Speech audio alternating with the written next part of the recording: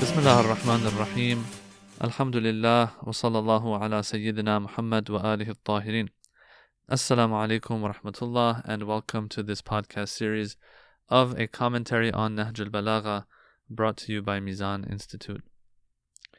وَمَنْ قَالَ فِيمَا فَقَدْ ضَمَّنَهُ وَمَنْ قَالَ عَلَى مَا فَقَدْ أَخْلَى مِنْهُ كائن لا عن حدث موجود لا عن عدم مع كل شيء لا بمقارنة وغير كل شيء لا بمزايلة. In this first section of the first sermon of Nahj Al-Balaghah, we were getting a lot of lessons from Imam Ali regarding Allah subhanahu wa ta'ala, our understanding of Him, how we can describe Him, and how no matter how hard we try, we're just too limited to be able to use the right words to describe Him. Attributing qualities to Him sometimes will come with baggage of restriction and limitation, and so on. This part of the first section of the first khutbah as well, the Imam continues with 5 more points, you can say, in regards to Allah subhanahu wa ta'ala, in which he gets very particular and specific about Allah and His tawheed and how we need to be careful in our understanding of Him. He begins by saying, وَمَنْ قَالَ فِيمَا فَقَدْ ضَمَّنَهُ, that whosoever says, in what does Allah exist? In what is Allah located? A person who asks such a question, this question is going to be an erroneous one to begin with. Why? فَقَدْ ضَمَّنَهُ. The Imam, he responds with one word, the verb of ضَمَّنَهُ. A person who asks such a question, this shows that they are containing Allah in something in their mind. And as a result, they're asking, okay, what is the container that holds Him? In what is he settled in? In what does he exist? And so this itself is going to be a problem. Now it's interesting that Imam Ali here, he doesn't necessarily say what the problem is and, open it up too much. All he says is, they have contained God. In other words, you should understand by now that containing Allah within something is going to be a problem. Why? Because you are restricting Him to that boundary once again, to that container that is holding Him. That is such a limitation. That is such a weakness for one to be contained within something else and to be engulfed in something else. It just shows that you are not above and beyond everything else and that you encompass everything, but rather you are encompassed by other things. And that is all weakness, that is all restriction and limitation. Then the Imam goes on to say, وَمَنْ قَالَ عَلَى مَا فَقَدْ أَخْلَى مِنْهُ, that if anyone ever asks, well, okay, you know what, let's not contain Him and restrict Him within something. Let's not have a container, so to speak, for Him in which He is situated. But rather, He's on top of things, right? So let's say, what is He situated on, not situated within? Yeah, so maybe this person who's asking this question understands that you're not supposed to contain God within anything. So it's better to say, what is He situated on? What is He standing on? But even then, Imam Ali, he says, whoever asks, on what does He exist? On what is He situated? Then there's going to be another problem. فَقَدْ أَخْلَى مِنْهُ. This is going to also lead to restricting God still. Why? Because by saying this, by saying that He is situated on something, what you're actually implying, is that there are other places that He's not going to be found.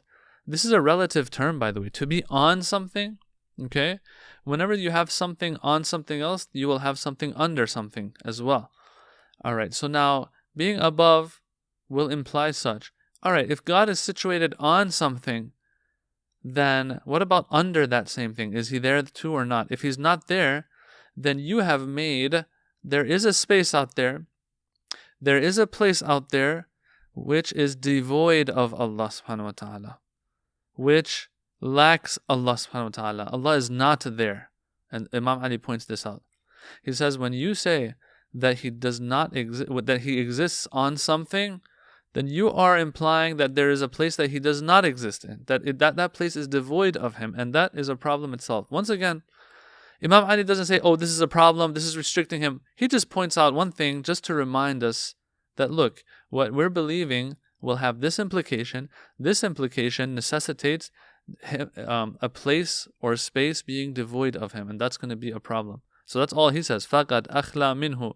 That this person, by saying such and asking such a question, it just shows that they have the presumption of there being a place that God does not exist. Okay, and we can understand that that will be a problem. That itself will be a limitation. But now here someone might ask, a person who knows their stuff will ask the question of, well, the Quran tells us that Allah is situated on certain things, that Allah has settled on certain things. What is that? The Quran says in Surah Taha verse 5, Ar-Rahmanu ala al-arsh istawa, that the Rahman, Allah subhanahu wa ta'ala, and some will use the equivalent of beneficent. The beneficent, Allah, settled upon the throne. So there is a place that He is on, some might conclude from this verse. And of course, I think it's pretty clear that these types of verses, they are metaphorical. That what it is saying here is that Allah subhanahu wa ta'ala, the throne represents sovereignty. It represents authority and power and dominion. And so if a verse says that Allah, He created, then He settled on the throne, not that physically He had to climb a throne and then sit on top of it. No, these types of verses are those verses that the Quran refers to as mutashabihat. These are verses that can have different meanings. They can be metaphorical and figurative, and so they have to be seen and understood in light of definitive verses of the Quran that say there is nothing like Allah out there. لَيْسَ كَمِثْلِهِ شَيْءٍ, and so on. So we don't have to necessarily take every single verse literally. Here, we are 100% sure Allah has no material existence. And so Him being on top of a throne does not make sense. And so we will take it as metaphorical without a doubt.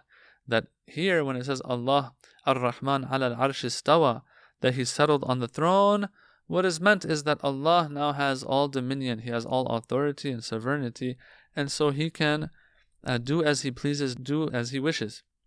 Okay, so that sums up the first point that the Imam has in regards to Allah in this part of the khutbah, where he says, Man qala fima wa man qala alama. Whoever asks, in what does He exist? Or asks, on what does He exist? In both cases, there's a problem there. And it will lead to Allah being restricted to a certain place and His limitation. Now this had to do with place and space, right? Now we move on to Him not even being limited when it comes to time. Ka'inun la an hadath, mawjudun la an adam. Some of it will have to do with time. Here it says Ka'inun, Allah exists. Okay, Ka'in comes from the root of kaun, which means existence, to be. He exists. La an hadathin. Not that something took place and then He existed. Alright, so He exists, but don't see His existence the same way you see the existence of everything else out there. Something has to take place for Him to come into existence. So for example, you'll have a chair. Okay, the chair wasn't always there. It was a piece of wood before. And before it was a piece of wood, it was a tree and so on. Before that, it was something else. So each of these things that comes into existence when something takes place. A hadath takes place. It says, don't think that Allah exists because something took place and then He existed from that point onwards on the timeline of time. No, it's not like that. So He is eternal and pre-eternal. He is azali and abadi. All right, if something is going to be pre-eternal, they call it, that means that there was no starting point for it. Now for us, it's going to be hard to understand and digest this because we are material beings and we see everything through the lens of matter and material. And so matter and material with it will bring the baggage of time all the time. And it'll be hard for us to strip anything of time. Everything will be restricted within the confines of time for us. And so if they tell us ka'inun la an hadath, it's going to be hard for us to picture this and understand it really. But we can at least theoretically and in our minds at least know that, okay, he exists, but there was no time that he came into existence because of something else happening. Something took place and now he exists. No, it's not like that. He exists because he exists. He exists because he is existence itself. He exists because he is not a being that needs to enjoy existence.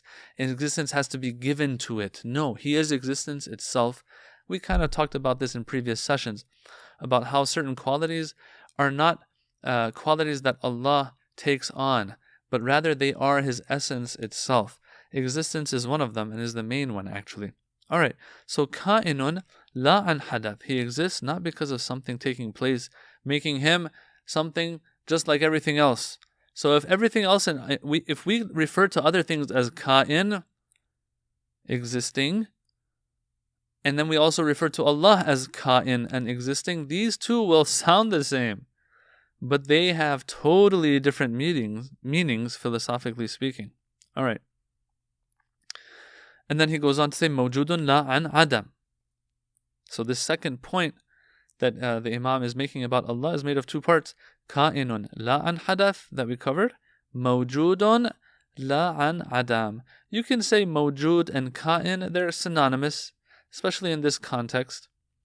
So he exists, but it's not that his existence is preceded by nothingness. In other words, once again, he was always there. Okay? Everything else we look at eventually will return to nothingness. Let's go back and use the same chair example. With the chair, as I said, or the table, alright, before it's a table, it was wood. Where did the wood come from? From the tree. Where did the tree come from? It came from the seed. Where did the seed come from? If you keep going back, you will eventually reach a point where it's just matter. And where did matter come from? It came from nothingness. One of the names of Allah is the Fatir. Fatir means to break something open, cut something open. And so when the Quran refers to him as Fatir as-samawati wal-ard, the mufassirin, those who do tafsir and commentary of the Quran, they say Fatir means that he brought it into existence from nothingness. It's one thing to build a chair from wood. Okay, you created a chair or a table from wood. But philosophically speaking, you didn't create that thing. The matter for it was there already. You just gave it another form, really. That's what you did. That is not creation in philosophy. Creation in philosophy, iliyah, causality, all of this stuff will go back to a point where there's nothingness, and then from nothingness comes something. Okay? Now, there is a whole discussion on the pre-eternal existence of even matter. That is a philosophical discussion I don't want to get into right now. All in all, everything out there will eventually trace back to non-existence. And that is what makes our creation and the creation of all of creation so special, is that Allah did it from nothingness. He brought from nothingness something. He cut open, slit open, broke open nothingness, and from there he brought out something and somethingness. That is a miracle itself. Alright, so here it says, though, Allah subhanahu wa ta'ala, if everything else exists in such a manner that if you trace it back, it'll go to nothingness, with Allah subhanahu wa ta'ala, it will not go back to nothingness. Adam means nothingness. Adam means lack of existence. It says mawjudun. Allah is mawjud, exists, has wujud, but not because it is preceded by non-existence, the same way everything else is such. And so once again, if I refer to Allah as something, if I refer to Allah as an existent, something that has existence, just like I refer to everything else as mawjud. Yes, we have this in other languages. We say the mawjudat are like this, the mawjudat are like that. What does that mean? That means all existence, all creation, all creatures. Alright, well, I'm referring to Allah also as a mawjud. Just like I refer to everything else as a mawjud, they sound the same, but they have different meanings completely if you look at them philosophically. One of them will go back to something that will go back to non-existence, while Allah subhanahu wa ta'ala will never go back to non-existence. There will be never a time that He didn't exist and then had to come into existence. Alright, so that was the second point. كائن لا عن حدث موجود لا عن عدم. Moving on to the third point. مع كل شيء لا بمقارنة وغير كل شيء لا بمزايلة. This one's kind of interesting. And those of you who have heard, it might even have a little bit to do with wahdatul wujud. Not that the Imam is implying that, but this discussion might come up when explaining this part of the khutbah. He says, مَعَ كُلِّ شَيْءٍ لَا بِمُقَارَنَةٍ, which means he is with everything, but not because he is with everything and next to everything. Okay, when you place two things next to each other, there is taqarun, there is muqarana, as they say, between these two things. When two things are next to each other physically. All right. So, as I said, there will be this concept of wahdatul wujud, the unity of existence, the oneness of existence. And there will be different approaches, different understandings. And I don't want to get into that right now, by the way, at all. But what I want to say is this, that some forms of wahdatul wujud, or some understandings and interpretations of it, will hold that there's only one existence, and that is God's existence. That's it. As if nothing else exists. And there will be maybe a correct way of explaining this and an incorrect way of explaining it. Once again, as I said, this is it's a very technical discussion. We don't want to get into that at all. But the reason why I'm bringing it up is this, that it seems that Imam Ali here in this part of the khutbah is acknowledging that no, there are other things that exist as well. So you can't say that other things don't exist necessarily. As some, I'm not going to say all, but some who adhere to the whole notion of wahdatul wujud might hold.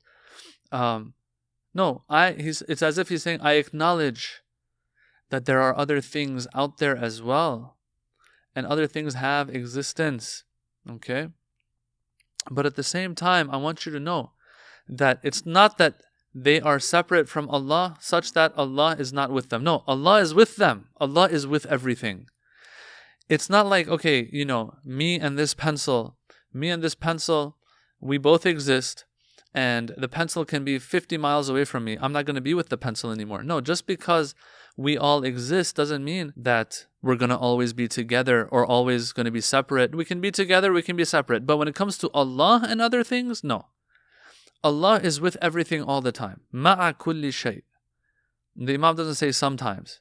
He says he's with everything. So this means all the time as well. He is with everything all the time. But look, understand, just like how you and the pencil who are separate sometimes might get close to each other physically, the Imam is saying, I don't mean that he's with them the same way you and this pencil are with each other, next to each other. La bi muqarana. If Allah is with everything, and I acknowledge there are other things out there that Allah is with, this withness, let's call it, being with them, is not a physical closeness, muqarana. No. Alright, so Allah is with everything and He's not next to everything physically, but He's with everything at the same time. Okay, so let's just say they're one thing. Why say they're two things and then get in trouble like this? Someone might ask. You're saying that He is with everything but not physically next to it. Okay, that means that they're one thing then. How can two things be with each other but not next to each other? Except that they are not even two things to begin with, they are one thing. So someone might ask such a question, and then the Imam goes on. He says, وَغَيْرُ كُلِّ شَيْءٍ. He is, but at the same time, He is not the same as the rest of the things that are out there. Don't think they are one thing. وَغَيْرُ كُلِّ شَيْءٍ. They are other. He is other than everything out there. He is not the same thing as everything else out there. So if He's with everything, He's not the same as them. He is not the same as them. He is other than them. That's very cool. Okay. So He is other than them. But look, once again, us as people, us as material beings, when something is other than something else, the first thing that will come to our mind is that, okay, these are two things equals separation and distance between them. No matter how small the distance, but they are not going to be the same thing. They're going to be separate from each other, correct? So are you saying that Allah is separate from everyone and everything? La bimuzayala. He is other than everything else, but not via separation, not through separation. So you see, brothers and sisters, you feel like there's a lot of oxymorons here. And these are antithetical notions that are coming all together and can be found within Allah subhanahu wa ta'ala. Otherness usually implies separation, distance, right? But here it says, no, otherness of Allah with everything else is different than the otherness that you are accustomed to, the way you understand it. No, it's not like that. So him being with everything is different than the way we understand it. And him being other than everything is different than the way we are accustomed to and understand it. I personally find this part of the khutbah very interesting. That it's just that we can't understand Allah in any way, the way He really is. There is no way for us to really understand Him. These words are all going against each other, someone might say. Like, these are opposites, total opposites, contradicting each other as if. He's with them, but He's not next to them. He is other than them, but not that He's separate from them. What is this saying? All I'm getting from all of this, brothers and sisters, and I think that the Imam is trying to point this out to us, is that, look, you will understand Him to an extent, but understand that your understanding is not an accurate one, because He's just so great. Alright, so let's move on to the fourth point. So that was the third one.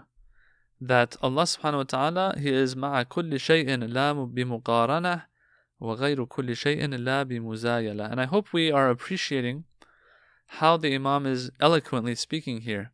And these words are rhyming with each other, some of them. Alright, fourth point about Allah subhanahu wa ta'ala. فَاعِلٌ لَا بِمَعْنَى الْحَرَكَاتِ وَالْآلَةِ. That Allah subhanahu wa ta'ala is a fa'il. He is a doer. He gets things done. Well, Bismillah ar-Rahman ar-Rahim, how do we get things done in this life? What we do is we get up, we work, there's motion, movement involved. Sometimes we do things on our own, sometimes we have to use tools, yes, and get help from other things. It says He is a doer. He is getting stuff done all the time. In the Quran it says, كُلَّ يَوْمٍ هُوَ فِي شَأْنٍ. Every moment, every day, He is at work doing something, getting work done. Of course, that kind of work, once again, what is that work exactly? It's not like our work. We should never compare those two. But it's saying that He's actively involved in everything. Alright, so if He's a doer, He's getting stuff done, is it like us? Of course it's not. So the Imam makes that clear. La bima'na al-harakat.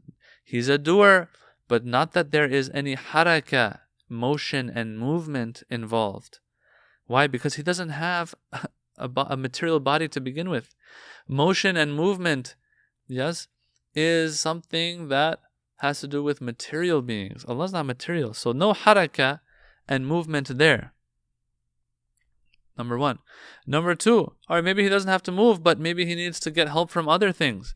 The answer is that no. He doesn't need any help. He doesn't use tools or anything like that. Think about it, brothers and sisters. If He is the creator to begin with and brings everything from nothingness, if we go back all the way to the beginning of creation, okay? If He is the one who is supposed to create from nothing, that means there is nothing other than Him that exists. So there are no tools for Him to use and employ to get work done, i.e. creation. Okay? If He wants to create, alright, it's not like He's going to look for a tool to create, because it goes back to a time when there was nothing to begin with. So it just doesn't make sense for Him to need tools for Him to create. Okay? That is one way to look at it. Another way to look at it is, okay, if He is the all-powerful, the immaculate, He doesn't need tools, because that would go against Him being the all-powerful, almighty. Yeah? The fact that He is in need of anything for anything that He wants to do. So that's another way to look at it. So once again, either we can look at it like this and say, if we go back in time, it's a discrepancy. To say that He needs tools to get work done, because we believe that there was a time, so to speak, of course, I'm speaking very loosely here, there was a time that there was nothing. And so if He's going to create from nothing, that means there's no tools either for Him to use. Nothing that can help Him. He has to start from scratch somewhere. So He doesn't need, he never needs tools to begin with. Number one, that's one way to look at it. Another way to look at it is that if He was ever in need of anything, any help, any aid, that goes against Him being the all-powerful and the almighty. All right, let's go to the last point now. So that was the fourth point. فاعل لا بمعنى الحركات والآلة. As for the fifth one, بصير إذ لا منظور إليه من خلقه. That he is basir, he is all-seeing, even when there was nothing of his creation that can be looked at. In other words, before he even created anything that is seeable, let's call it. So basir comes from the root of basar, and seeing, and seeing with the eyes, of course, okay? But what's for sure is that this is a metaphorical line, and when Allah is referred to as basir, seeing, it doesn't mean that he's actually seeing, because seeing means you have to have an eye. So what is meant here is that having knowledge of whatever is seeable, all right? Anything that we can see as human beings with our eyes, or any other creature can see with its physical eye, let's say, Allah will have knowledge of that thing. What's interesting though, it says that he had knowledge of that.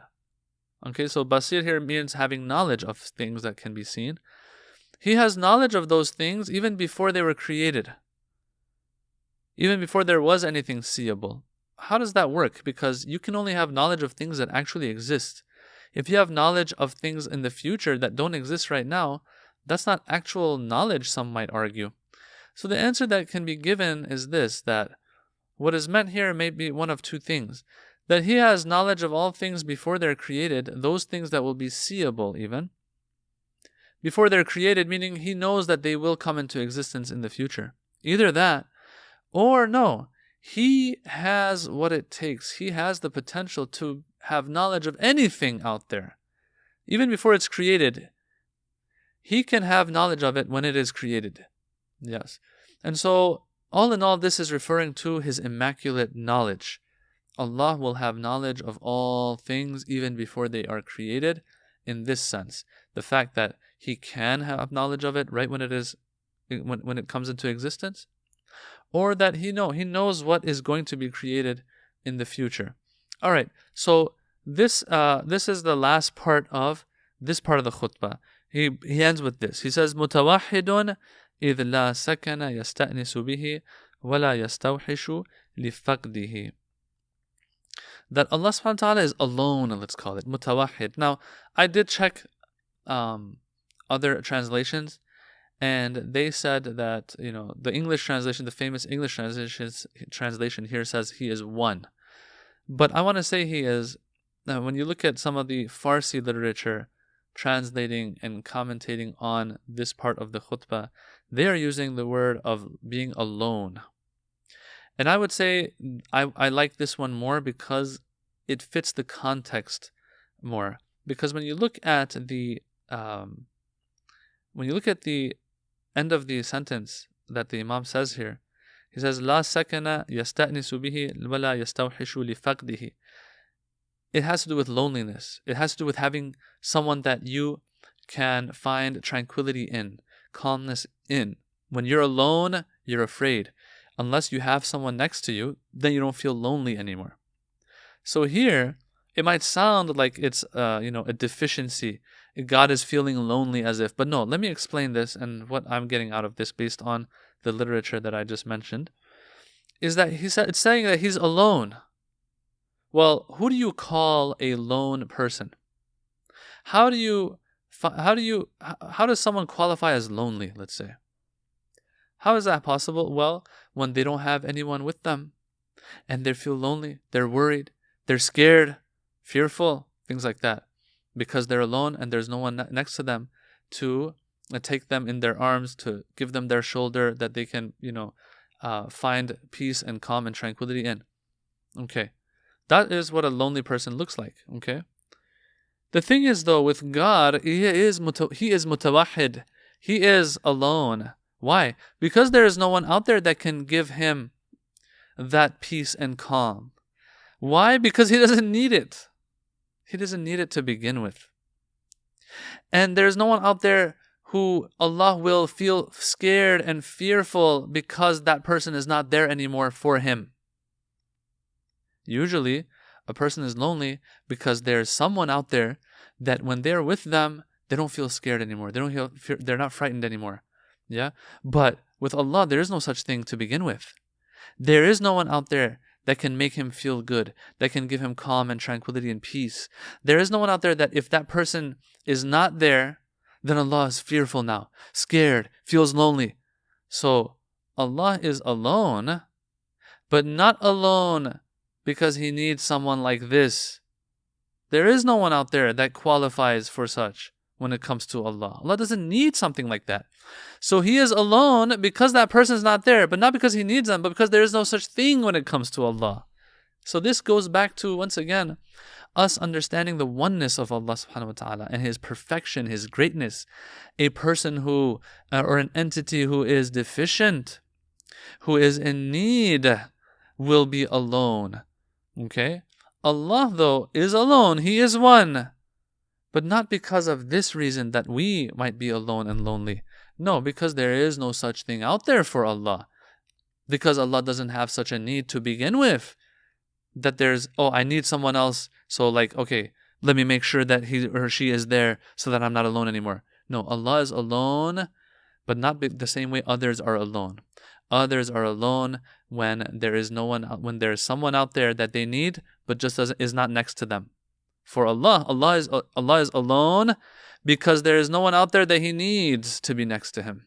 And so He's going to be the one and only, the unique, the only one, the lonely one, but not in a bad way, not in a deficient way, rather in the best way possible. Because of His perfection, He is alone. So in other words, brothers and sisters, I want you to think about this line. Him being perfect equals Him being alone. Him being perfect equals Him not being in need at all equals Him being alone. And as a result, He is above everything and not in need of anyone or anything.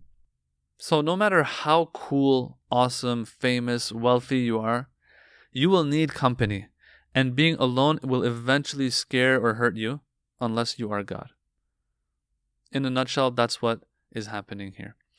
This concludes this part of the khutbah, which the Imam, he made sure, I would say, it's like, when you put iron in a furnace and then you bring that iron out when it's red hot and you beat it so that all impurities and all garbage comes out from that iron and makes it strong and makes it refined and pure. Kind of like that, like what Imam Ali is doing here is he is really beating up our perception of God, getting rid of all the impurities that might be in there. It's beautiful. I really, really love this part of the khutbah. Just so far, from the beginning of the khutbah till here, the tawheed that the Imam paints for us, that picture of tawheed that he paints is really beautiful. And so from here on, the Imam continues. He moves on into how Allah's creation is and the greatness of Allah when it comes to His creation. Inshallah, in our next episode. Walhamdulillahi Rabbil Alameen. Wassalamu alaikum wa rahmatullahi wa barakatuh.